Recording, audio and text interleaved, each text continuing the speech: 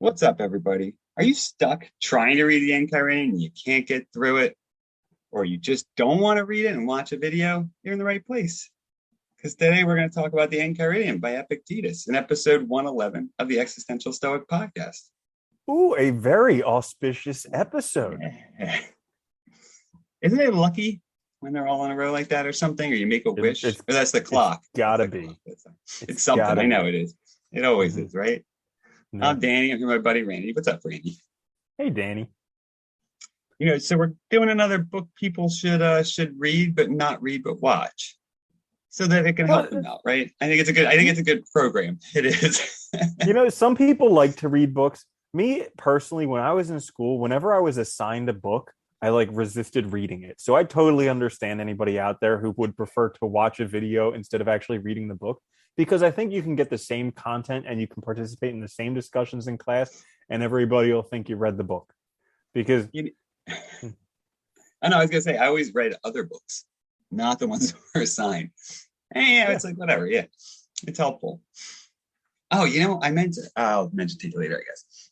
Remember, actually, I'm mentioning. Who cares? It's okay. It's sort of not relevant, but it's sort of relevant. Remember when we were talking about earlier this week? This was an earlier conversation about the point of life and trying to find that purpose. Well, I think so. Here's my answer. I've thought about this a lot. I wanted to give it to you anyway. So whatever, everybody can hear it. From my perspective, I don't think there is one, because I think all of this is a construct. It's all fake, right? It's all meanings we make up, right? That certain sneakers are important, or that, certain shows matter, whatever. Everything's made up. It's all just made up meanings. And that's why I was saying, I think from the existential point of view, you have to create meaning. And I think a lot of that's tied to goals, because it's through those that we have longer term meaning that then gives meaning to all the actions that are, necessary to get there. Does that make sense better? Yeah. Yep. Okay. Does that have to do with the Enchiridion? No, not at all. Nothing. Not even a little. I just thought I'd throw it in there for fun. Well, 2 minutes and we're off topic already. But yeah, life. I totally see that. Yeah, right. I don't know. I just think that's the most reasonable one. But anyway, it's not it kind of does. The Enchiridion is about living a good life. That's the point of it. So in a sense, it is about purpose. And you could argue too, if you really want to get down to it, you could argue it is about giving yourself purpose by having a larger goal. Well, and also I do remember one of the parts in there was don't be concerned about what other people have. And this is one of the big obstacles that people have in living a good life now, because so many people have this false mental model that when I get that, or when I'm that, or when I have this much money, or marry this attractive of a person, or whatever it is, at that point I'll be happy. But up until then, I'm going to be miserable up until that point there. And then they get in such a habit of being miserable that once they get the thing they want, they're miserable anyways, because there's another thing more than that. Yeah, it's funny. It's so true too. It's like, I remember in grad school, a bunch of friends that were going to be lawyers, and they're like, I'll just work 70, 80 hours a week, and then I'll retire. I'll have a bunch of money. I'll do whatever I want. I was like, that doesn't make any sense, because you're going to just condition yourself to work all this time every week and then just stop. You're going to be miserable, but they'll figure it out. Later. I've done the same thing, working 80 plus hours a week, and then once you save up all the money to where you can take a vacation, you have nothing to do and you're bored out of your mind. I've been there. And you get depressed and stuff because you think you're not doing things. But we're so off topic again a little bit. All right, so let's back up.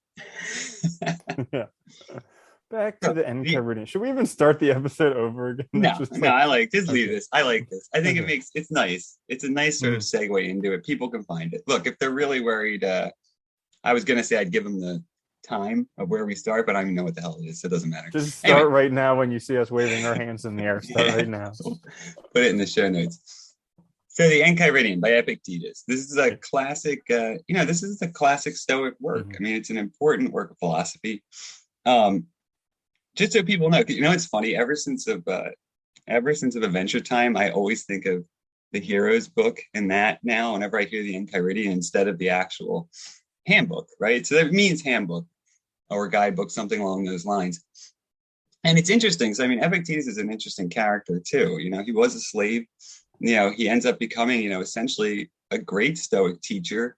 He has Roman emperors and stuff going to visit him to actually, hear from him. So I mean, he's an interesting character all around, I think, and his life's really interesting.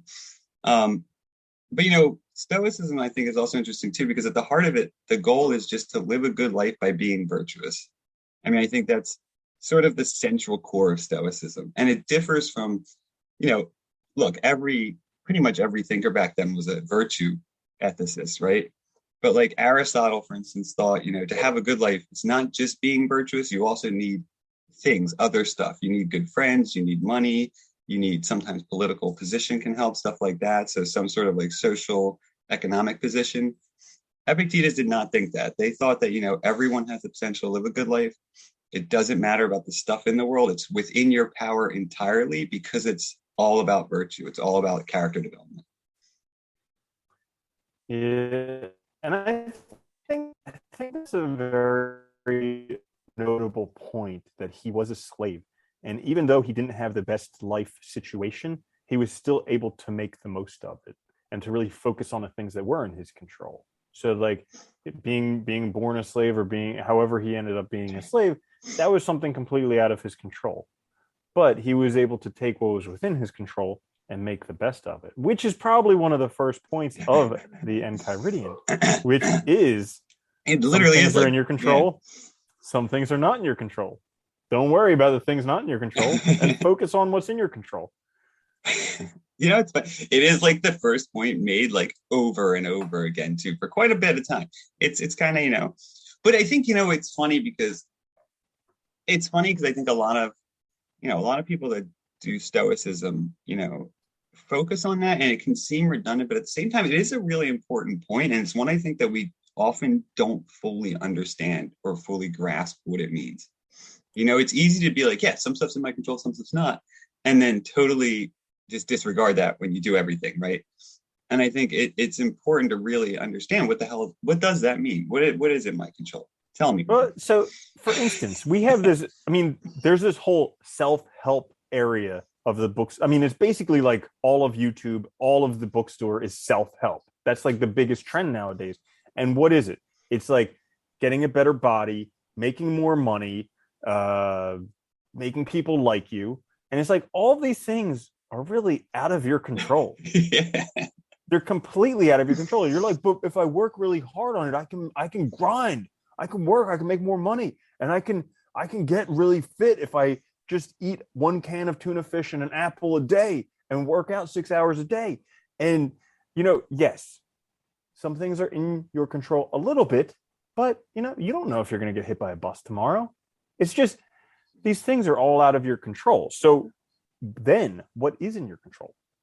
Well, you know what? I like the way you said that too, and the connection to all this self-help stuff, because it is important, because it's like in Epictetus, we find like a very clear sort of, I think, depiction of the fact that you can do your best. You can do the best you possibly can, and things still might not work out. But that's not a reason to get upset. I think what I've always liked about Epictetus, or what I admire about it, is within this dichotomy of control is the idea that if you do your best, that's all you can do, and that's okay. And that you shouldn't expect anything beyond that, because everything else is going to be determined by other things. So in other words, like, if you have an important job interview coming up, you can do research, you can, prepare, you can dress nice, you can be on time, you can do all these things that are within your power because they relate to your actions, your thoughts, your skills, your preparation. But getting the job entirely up to the people that are doing the hiring. So even if you do everything right, you still may not get it. But to think that that's a flaw on your part, and I think this is what's important, and this is where it does get hard, right? Is that if my thoughts, my actions, basically everything intentional is within my power, within my control, then I also have to ask myself, when things don't work out, did I not do my best? Did I fail to do all the things I could have done? And then I can learn from each situation, right, as I progress forward. But because I think it tells us a lot of things. It tells us about, one, how can we best improve ourselves?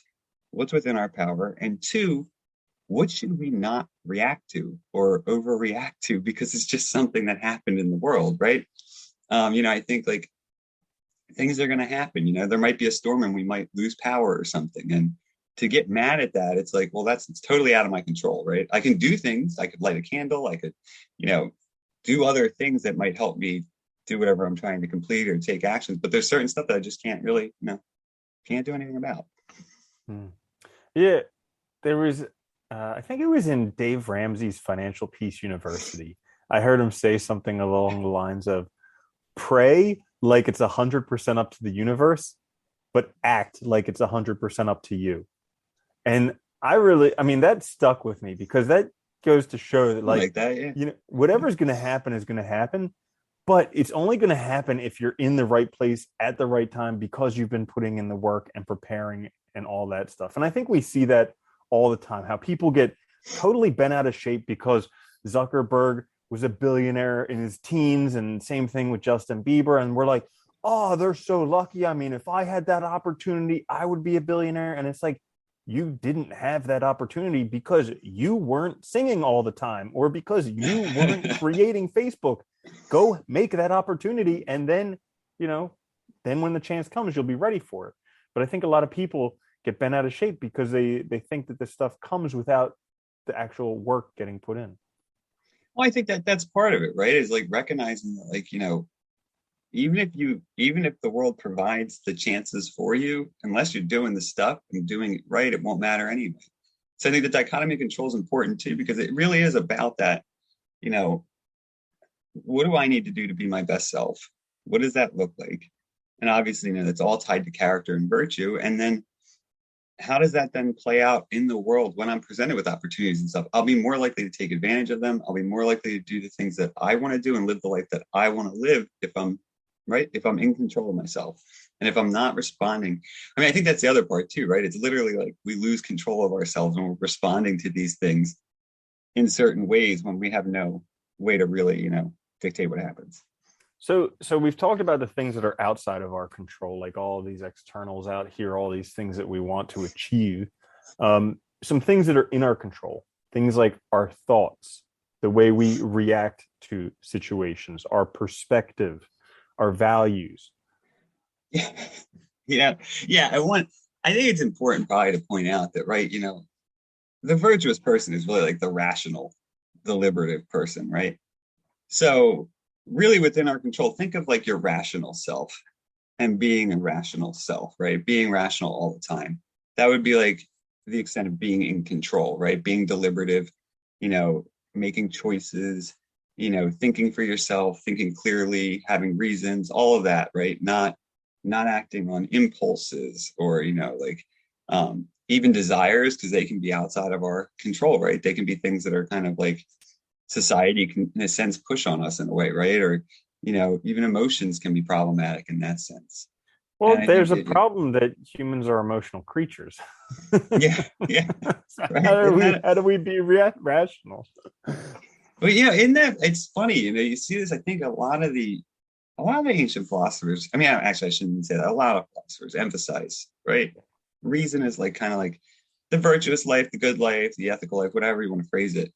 And you might have issue with this. We are emotional creatures, but I think part of it is it's not that you're not sort of letting your emotions sort of be experienced, but that it's a healthy expression of those emotions because they're guided by reason. Maybe think of it like that, right? Instead of just like letting your anger boil over and doing something stupid because you're angry or jealous, right? Or instead of letting your happiness and excitement overwhelm you so you end up like blowing all your money at the casino because you're excited or something, right? Like instead of letting those things happen, it's like you're expressing those emotions tampered with reason so that you still have control of yourself even with the healthy expression of them. Maybe a good way to think of it would be like, if a loved one dies and you're experiencing grief, letting yourself experience it, doing it in a healthy way, and also not letting everything else fall apart around you just because you're grieving, right? So still having that self-control, that balance. Yeah. So talking about a loved one, he even mentioned in the Enchiridion, if you're hugging a person, remember you're hugging a human, they'll eventually die. And also, when you lose something, don't think that you're losing it.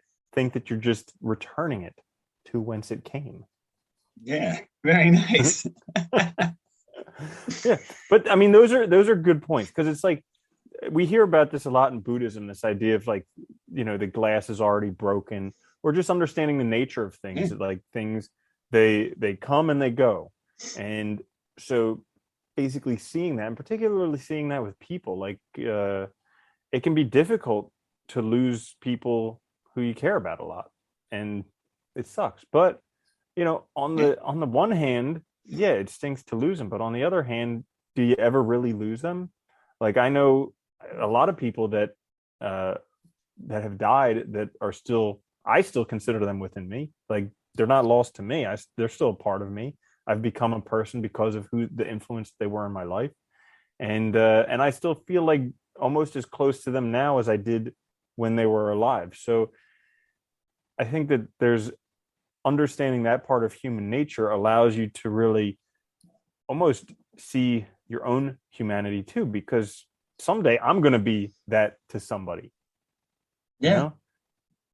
Well, no, I like what you said though too, because it's like appreciating the time you have with them, valuing that, recognizing their influence in your own development, your own life. And so a part of them is always with you. It'll never go away. But I think also too, Epictetus is pointing out that, we have this tendency as humans, right, to want to look at the world and pretend like things will never change.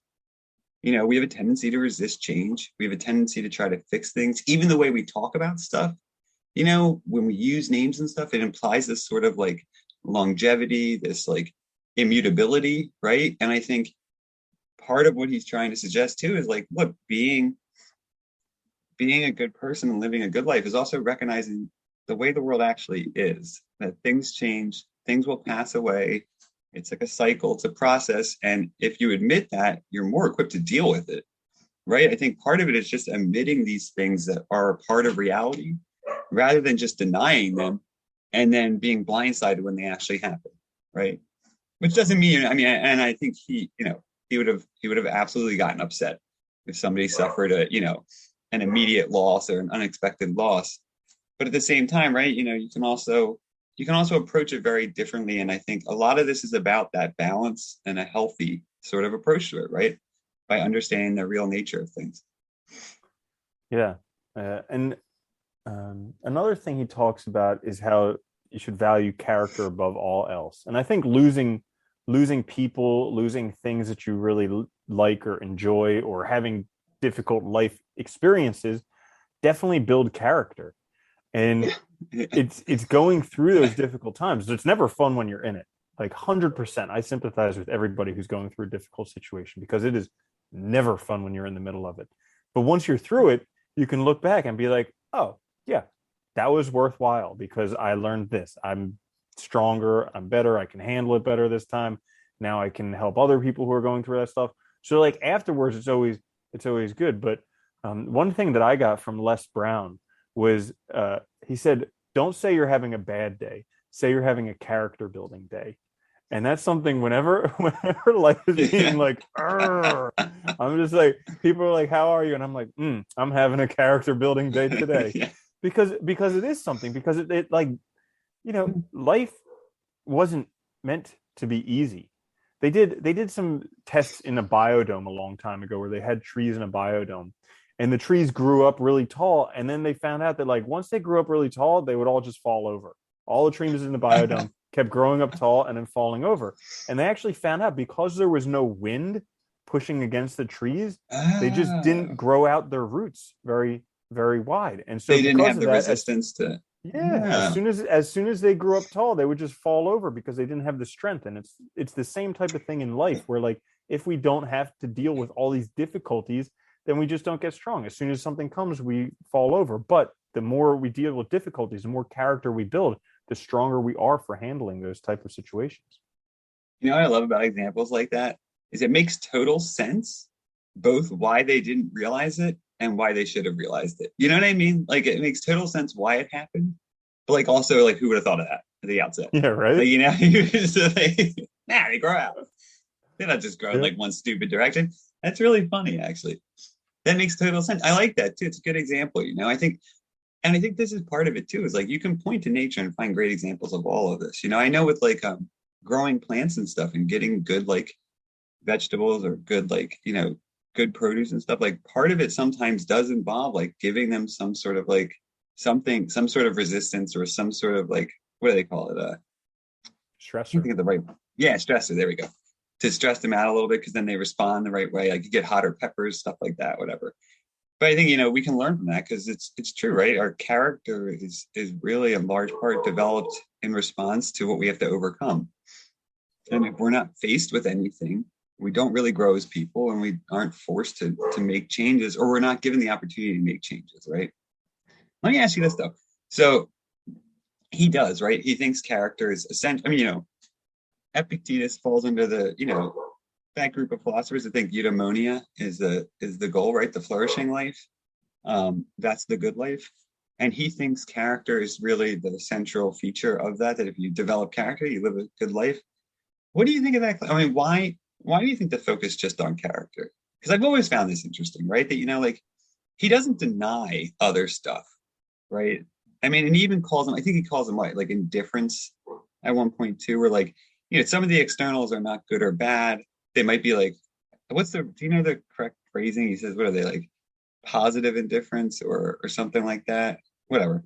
Externals that like we all kind of want. They're not bad, but they're not like you can't assume that you'll get them. So it's interesting because I think they recognize the value of some of those things. Obviously, like it's good to have like a good, good shelter and clothing or whatever that can be helpful. But why just focus on character, you think? So I think that character is something that you can take with you. I think it's kind of going back to the idea of only focusing on what's within your control. So character is something that is within your control. So for instance, if I work very hard to be a truthful person, then wherever I go, I'm going to be truthful. And we've talked about this before in other episodes, how we've traveled the world and we always think that, when we go to this new place, I won't have my problems there. And then when we get there, we're always happily, Yeah.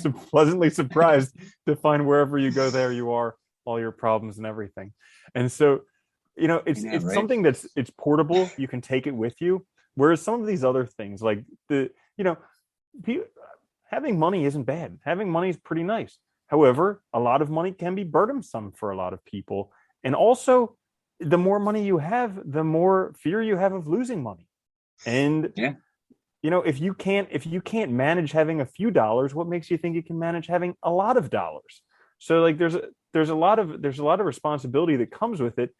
But working on character is things that you can apply to any aspect of your life.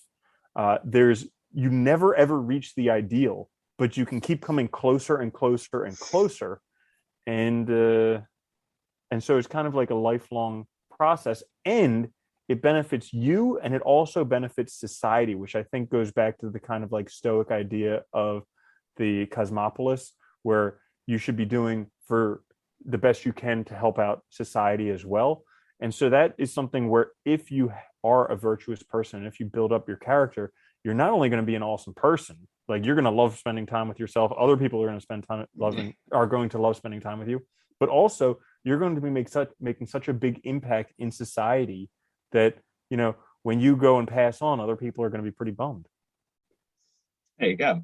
Yeah, I think you made a lot of good points too. And I'm glad you brought that up too. The idea that, by being your best self, you also can be an example, right, for others. So you become an example, but you also that's part of everything you do, right? By having right character, developing your character, it's literally you, right? It's your life. You're focusing on what you have the power to actually control and make better, and to actually develop yourself. And I think that's really what's crucial. He's talking about, I think at the end of the day, Epictetus is talking about living an intentional life, living your own life and living the best life you possibly can. And he sees the means of doing that through character development and this idea of sort of really cultivating, you might say, the right type of character, being the right type of person, which I like. I've always liked that idea. I think it's interesting because it puts it within your hands, right? A lot of times, like I think, like for instance, like the United States conception of a good life, it's a big house, lots of money, all this stuff that I think in a lot of respects makes a lot of people feel like it's inaccessible simply because they didn't have a certain starting point, or they didn't have certain access to certain things that might have made it easier. And I like what Epictetus says because, and from his standpoint, it doesn't matter where you are in life. You have this ability to live this good life. It's within you, and it's all about you. It doesn't involve all this other stuff, right? And I like that idea because it really does make it, it makes it more achievable and understandable in a broad sense, I think. It's accessible to anybody, and that's why I think it's so important for people to read this and to understand. He was a slave. Like we don't have slaves that many places in the world anymore. Like, but he was a slave, and granted, they treated slaves pretty well back then. But he was still somebody's property, and they could still beat him when they felt they still that broke his legs. I mean, I don't know if it was like, I know. Yeah. It was.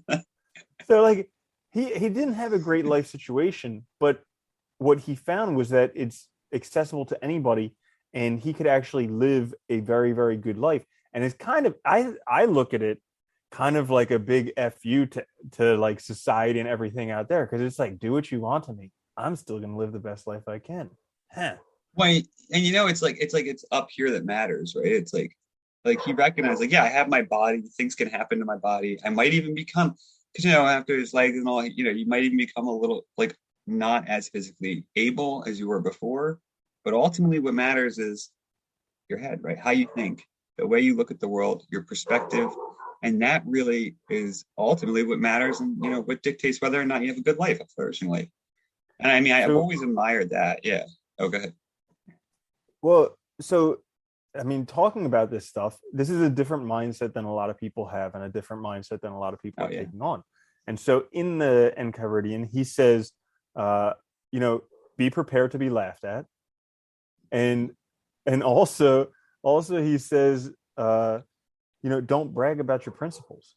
Like, don't feel like you need to make everybody else do this just because you're doing this. I think that's one big mistake that a lot of people make, is they always think that, like, because I believe this, everybody else needs to believe this. This is one reason why why I like literally am so bored of politics, because everybody's like, I believe this, so you have to believe this. And it's like, I really don't care.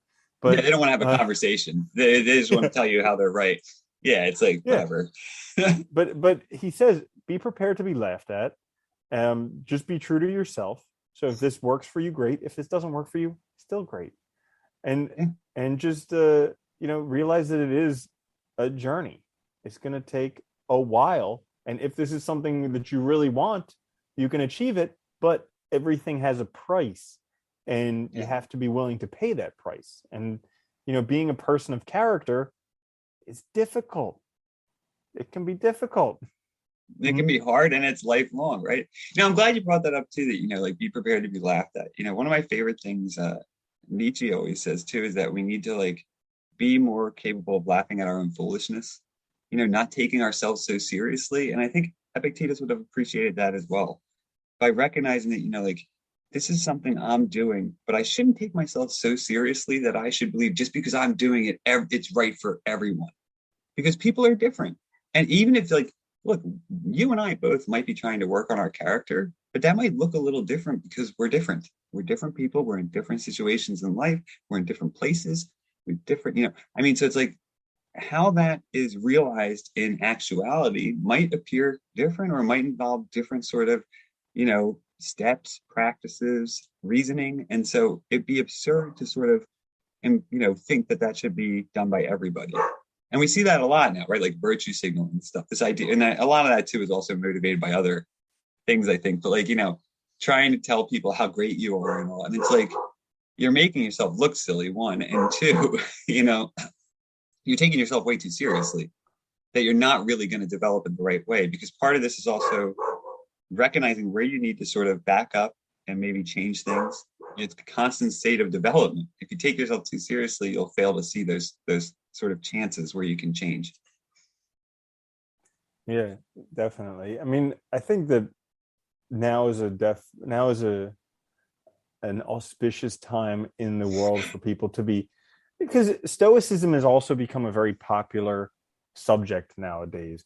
And it kind of, it's funny because it's kind of like on the exact opposite spectrum of where it seems like everything is headed with technology and social media and everything. This idea of Stoicism, because like social media seems like it's, pretend to be somebody you're not. Yeah, so yeah, that other all the people, time. so that other people will give you likes so you can feel good about yourself. Whereas stoicism is like, don't even worry about other people. Just be true to yourself, live the best life that you can. It reminds me of John Wooden, who was a basketball coach. He for UCLA, he won something. He was the only person to win it both as a player and a coach into the Hall of Fame. I think it was something like that. You can say But whatever you want. I have no idea, so it doesn't uh, matter. yeah, I'll but he agree. basically he never talked with his players about winning. All that he ever said was, uh, "Do the best you can. Do the best that you can. And when it comes time to look at the score, if you did the best you can, there's a good chance you'll like the score. But don't be concerned with the score." And as a coach, he actually focused on fundamentals. He spent a whole practice teaching guys how to put on their socks properly so they wouldn't get blisters.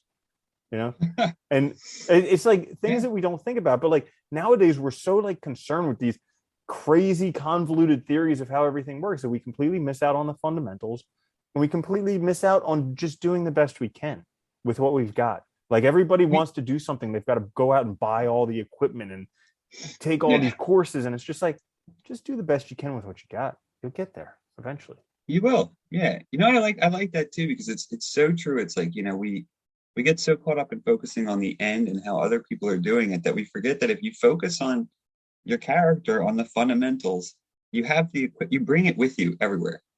So you have the stuff within you to do whatever. Like you'll have the discipline, you'll have the perseverance, you'll have the ability to calmly approach stuff and actually deal with it and solve problems when you need to.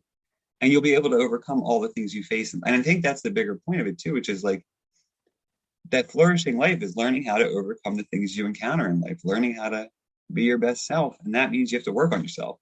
But we all want to get their shortcuts, right? We all want the easy way. And it's like, Yeah. well, if you don't The work on the hack, the quick fundamentals, fix.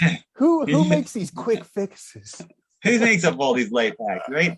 No, and it's like, and I think it's funny because, like, on a certain hand, it's like, well, you can shortcut your way there, but you're just going to fail later because you haven't developed all the things you need to actually do it right. And I think, that's why that's why it was a lifelong endeavor to do this. Yeah. So, I was thinking about this the other day. It brings up a good point because everybody wants to get somewhere else and they want to get there fast. Like everybody oh wants to yeah, be a millionaire now, and everybody wants to, have the perfect body now and have the car and the house now and have the perfect spouse now. And it's like, I think we're missing out on actually realizing what's happening now. And I think that's the biggest problem because what we where we are is right now we're in a state of discomfort and we don't like it. And so we think that by getting this other thing, the discomfort will go away. That may or may not be true.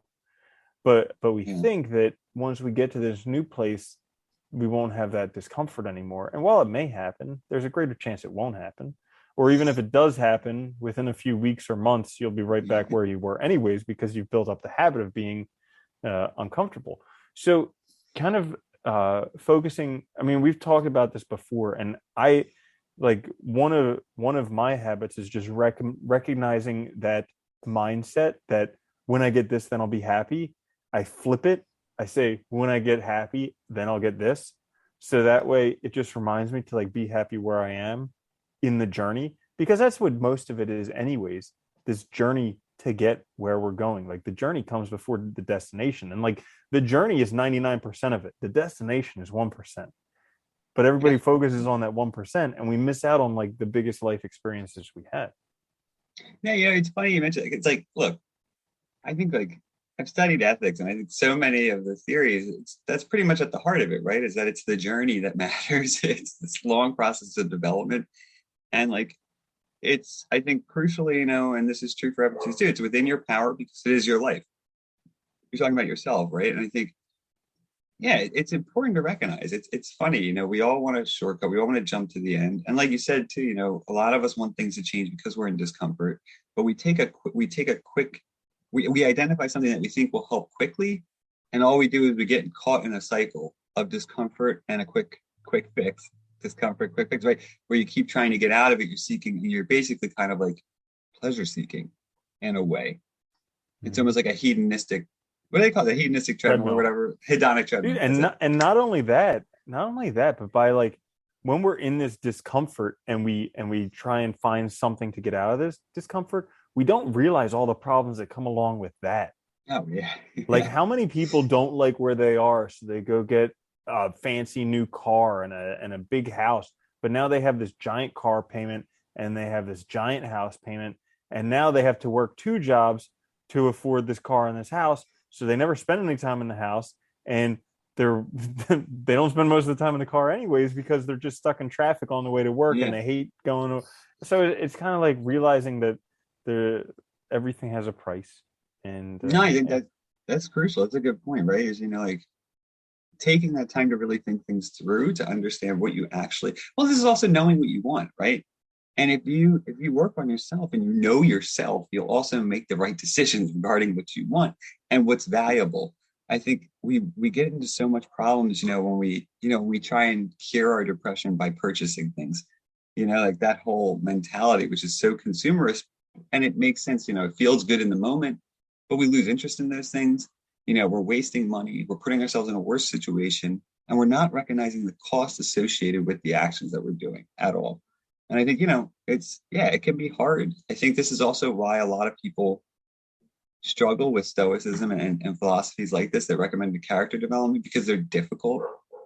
They, unfortunately, like, even when you think you're making progress, a lot of times you have to back up and start over or reassess things. It's constant sort of self-reflection and sort of, evaluation to determine like what you need to do better, how you can do better. It's constantly working at it because we're people and we're going to fail all the time.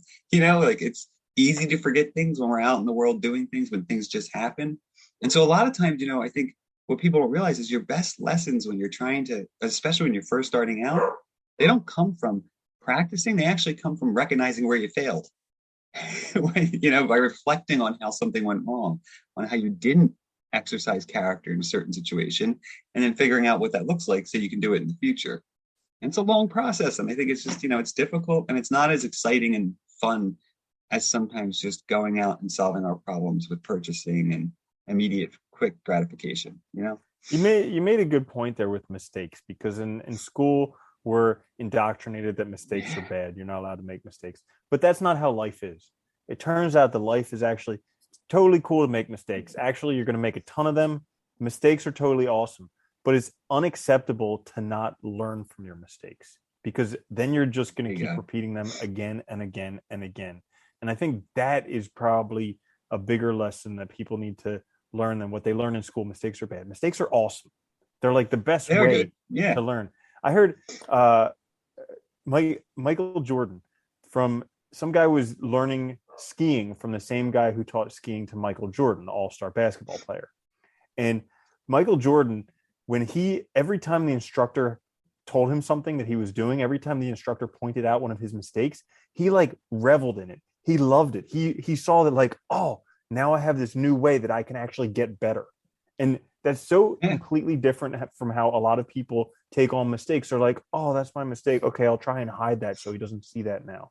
And it's like, instead, that mistake is like the stepping stone to you becoming better if you choose to learn from it. Yeah, right. If you have somebody pointing out a mistake to you who knows what they're doing, right? They're really, I mean, that's why having like, good examples, good role models to follow is great, because it's almost like having a little bit of a shortcut to help you out by identifying more quickly things that you can work on specifically that can help you develop, right? Just like in that case, right? If he figures out like, oh, this is a mistake I'm making in skiing, if I really work on that, I solve that problem, I'm going to be better, right? And right there, because somebody who's skilled and a professional points it out. And I think it's a great way to look at it, and we have to be that way with ourselves in a sense, which is hard. I think that's, why a lot of people struggle with it. But I think, it's also a really interesting theory, and I get its popularity because it does, at least when things feel so out of control, it really gets us to focus on what is within our control, to go back to that dichotomy, right? And to really see that, things might seem crazy, but there is this one, it is our life still, and we have the power to live it how we want. Yeah. So I think, I mean, I would encourage everybody who has been assigned to read the Enchiridion just to go out and read it because it's not that long of a book. It's a No. pretty easy read, and it's actually really interesting. I mean, I do feel like he repeats himself over and over again, which may seem a bit tedious, but also it's good for reinforcing those principles that you hear them again, like the idea that some things are in your control and some things are out of your Yeah. control. That you should value character above everything else, that you should be true to yourself. Like these things he brings up over and over and over again. But the good idea with them is that like by hearing them over and over and over again, maybe you'll listen to them this time. Yeah. I'd actually encourage it. I mean, you can literally, it's not that long. You can read it fairly quickly. I would encourage people even to just like take it a couple pages at a time and reread them a couple times, and don't try and read through the whole thing at once because it's just kind of like muddies it. But I think if you do a couple at a time, you can really kind of, it's broken up in a nice way for that. And it's a pretty easy read in that sense, but it is a really interesting book. And I think, it's at the very least, it gets you thinking about things that are crucial for living a good life by someone who literally spent his whole life thinking about this and trying. And I mean, I think there's value in that. Even if you don't agree with everything, there's value in it. Just And also I think that it's really important for people who think that they're stuck in some situation in life that isn't fair. Oh God, yeah. Yeah. It's a really important because this is a guy who was a slave. His master broke his leg, like Danny said. And so like he didn't have a good situation, and yet he was still able to have a good outlook and a good life. So wherever you are, whatever situation you're in, it's possible that you can also have a good life as well. Yeah. And the best we can always do is doing our best. I mean, that's what matters. The outcomes are not necessarily in our power, right? But we can always control how good we do. I like that. I think that covers it pretty well. If you listen to this, I think you'll have a good sense of you can talk about the Enchiridion if you need to by Epictetus, but you can also, it'll give you a good background too to kind of get into it if you want, You can totally fool your professor having thinking you read the whole book. Damn right. That's what matters. Well, thanks for joining us. It's episode 111 of the Existential Stoic Podcast. If you guys are watching on YouTube, click notifications, subscribe. It helps us out. Share. And check us out on all the podcast apps. You can download whatever, listen, subscribe. It really helps. Share it with some friends. We'll be back in the midweek with another quick fix. And until then, later, Randy. Later, Danny.